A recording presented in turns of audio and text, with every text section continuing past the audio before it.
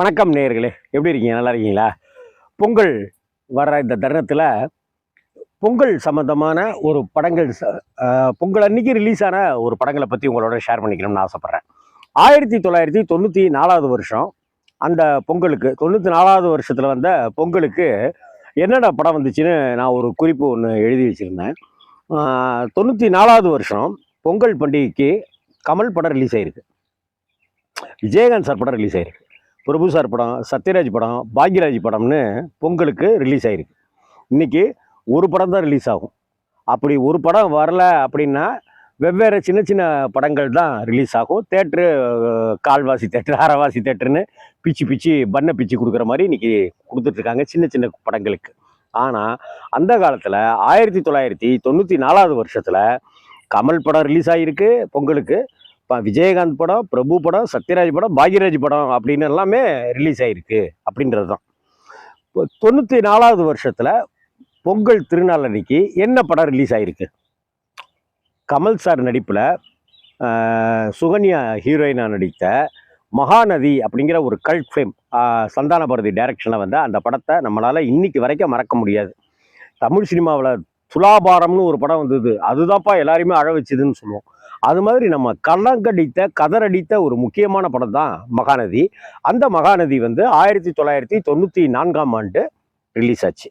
அதே போல் விஜயகாந்த் அவர்கள் சேதுபதி ஐபிஎஸ் அப்படிங்கிற கேரக்டரில் படத்தில் நடிச்சிருப்பார். அந்த கேரக்டருக்கு ஒரு உயிர் கொடுத்துருப்பாரு தன்னுடைய நடிப்பு மிடுக்கு மூலமாக விஜயகாந்த் அவர்கள். இந்த படம் பி வாசு சார் டைரக்ஷனில் வந்த இந்த படம் ஒரு தனித்துவமான ஒரு படம். இது விஜயகாந்தனுடைய போலீஸ் படங்களில் வெற்றி பெற்ற படங்கள் அப்படிங்கிற ஒரு லிஸ்ட்டில் தனித்துவமான ஒரு இடம் சேதுபதி ஐபிஎஸ் திரைப்படத்துக்கு உண்டு. விஜயகாந்த் மீனாலாம் நடிச்சிருப்பாங்க. அதே போல் பாக்யராஜ் சாருடைய வீட்டில் விசேஷங்க அப்படிங்கிற அந்த திரைப்படத்தை நம்மளால் மறக்கவே முடியாது. புதுமுக நடிகையை வைத்துக்கொண்டு ஜூனியர் பாலையாவையும் ஜனகராஜ் அவர்களையும் வைத்துக்கொண்டு நடிகர் சுரேஷ் அவர்களுக்கு ஒரு அட்டகாசமான கேரக்டர் கொடுத்து தான் ஒரு விடோயர், தனக்கு ஒரு குழந்தை இருக்குது அப்படின்னு சொல்லி முந்தானை முடிச்சில் எப்படி அவர் நடிச்சிருந்தாரோ அதே போல் இந்த படத்துலையும் ஒரு விடோயராக அவர் நடிச்சிருக்கிறது, கையில் ஒரு குழந்தை இருக்கிறது அப்படிங்கிறது ஒரு ஆக்சிடெண்ட்டு. அந்த ஆக்சிடெண்ட்டில் அந்த ஹீரோயினுக்கு பழசெல்லாம் மறந்துடுது அப்படின்னும் போது இதை வைத்து கொண்டு காமெடி கலாட்டா பண்ணியிருப்பார் வீட்டில் விசேஷங்க திரைப்படத்தின் மூலமாக இயக்குனர் பாக்யராஜ் சார். இதே போல் பார்த்தீங்கன்னாக்கா இந்த 16 வயது நிலை படத்தை தயாரித்த Amman creations S A Rajakannu sir தான் ரொம்ப காலம் கழித்து படத்தை தயாரித்தார். அந்த படம் தான் கமல் நடிப்பில் உருவான மகாநதி திரைப்படம். அதனால் அம்மன் கிரியேஷன்ஸுக்கு இது ஒரு முக்கியமான படம். இது ஏன்னா ரொம்ப நாள் கழிச்சு, எங்க சின்னராசா அதுக்கு பிறகு ரொம்ப நாள் கழிச்சுன்னு இந்த படம் தான் நினைக்கிறேன். அதே போல் பார்த்தீங்கன்னாக்கா அந்த படத்தில் இருக்கிற எல்லா பாடல்களும் சூப்பர் ஹிட்.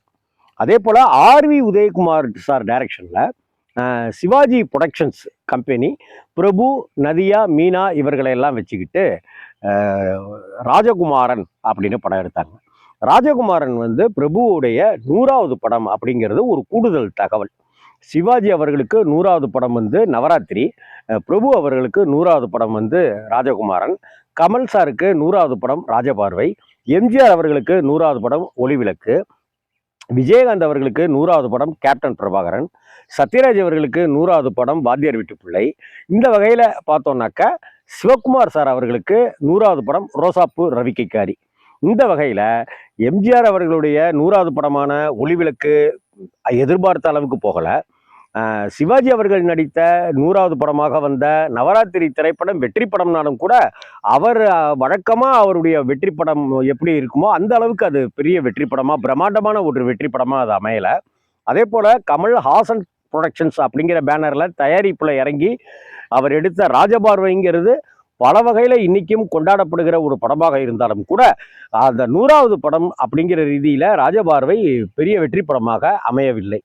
அதே போல் சத்யராஜ் தன்னுடைய மேனேஜர் ராமநாதன் சாருடைய தயாரிப்பில் அவர் நடித்த பி வாசு சார் டைரக்ஷனில் அவர் நடித்த வாத்தியார் வீட்டு பிள்ளையும் கூட பெரிய வெற்றியை பெறவில்லை.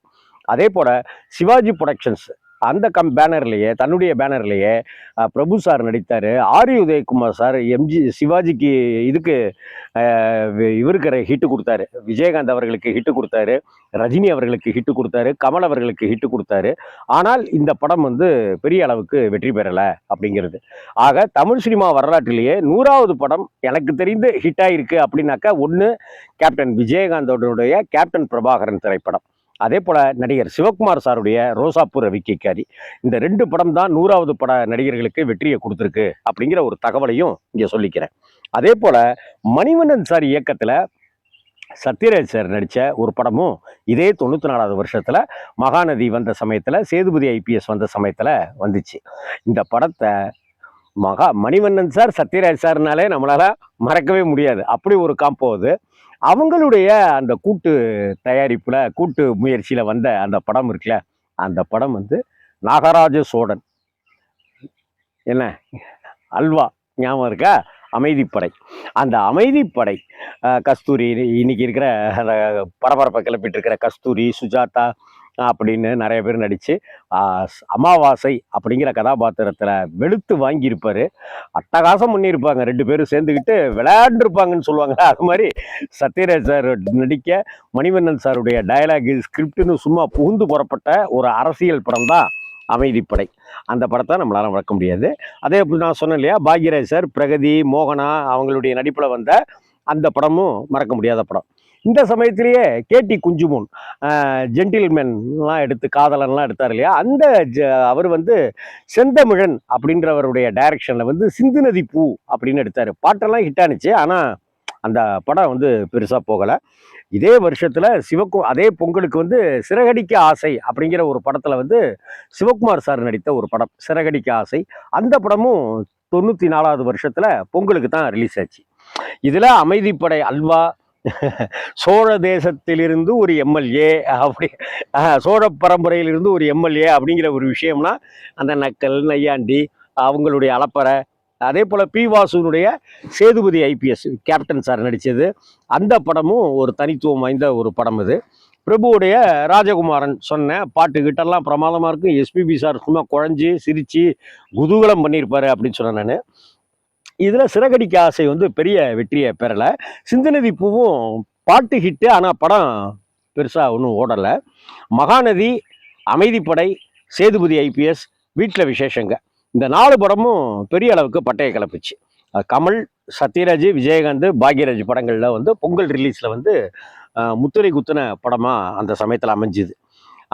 இதில் என்ன ஒரு சுவாரஸ்யம் அப்படின்னு சொன்னாக்க, 1994ஆம் ஆண்டு வந்த படங்களில் பொறுத்த வரைக்கும் மகாநதி, கமல் நடித்த சந்தான பாரதி இயக்கத்தில் வந்த மகாநதி, சத்யராஜ் மணிவண்ணன் கூட்டு முயற்சியில் வந்த அமைதிப்படை, பி வாசு சார் டைரக்ஷனில் விஜயகாந்த் நடித்த சேதுபதி ஐபிஎஸ், பாக்யராஜ் சார் டைரக்ஷனில் நடித்து வெளிவந்த ஜனகராஜுக்கெல்லாம் பிரமாதம் பண்ணின அந்த வீட்டில் விசேஷங்க, அப்புறம் பிரபுனுடைய 100வது படமான ராஜகுமாரன் அப்படிங்கிற 5 படங்கள், மொத்தம் பொங்கலுக்கு 7 படங்கள் வந்தது. இந்த ராஜகுமாரன், வீட்டில் விசேஷங்க, அமைதிப்படை, சேதுபதி ஐபிஎஸ், மகாநதி, இந்த 5 படங்களுக்கும் இசையமைத்தது இசைஞானி இளையராஜா அப்படிங்கிறது இந்த பொங்கல் சூப்பரான சிறப்பு தகவல். இது வரைக்கும் நம்ம அனிருத் ஒரு படத்துக்கு இசையமைச்சாருனாக்கா அடுத்த படம் வரத்துக்கு 6-8 மாதம் ஆயிடுது. இன்னைக்கு இருக்கிற இயக்குனர் இசையமைப்பாளர்களெல்லாம் இதையெல்லாம் கொஞ்சம் கவனம் எடுத்துக்கணும். ஒரே நாளில் 13 படம்லாம் ரிலீஸ் ஆயிருக்கு. 32 ஒரு வருஷத்துல 32 படங்களுக்கு 34 படங்களுக்கு இசைஞானி இளையராஜா இசையமைச்சார். இதுல இப்ப நான் சொன்ன மகாநதி எல்லா பாட்டு ஹிட்டு, ராஜகுமாரன் எல்லா பாட்டு ஹிட்டு, சேதுபதி ஐபிஎஸ் எல்லா பாட்டு ஹிட்டு, அமைதிப்படை எல்லா பாட்டு ஹிட்டு. அந்த 5 படங்களுக்குமே எல்லா பாட்டையும் ஹிட் ஆகி கொடுத்தார் இசைஞானி இளையராஜாங்கிறது குறிப்பிடத்தக்கது. 1900 பொங்கல் நாளில் வந்த அந்த படத்தை நீங்கள் எந்த படத்தை முதல் நாள் அன்னைக்கு பார்த்தீங்க, எந்த படத்தை எந்த தேட்டரில் பார்த்தீங்க அப்படிங்கிறத முடிஞ்சால் உங்கள் நாஸ்டாலஜியை கிளறி விட்டு கமெண்ட் பாக்ஸில் பதிவு பண்ணுங்கள்.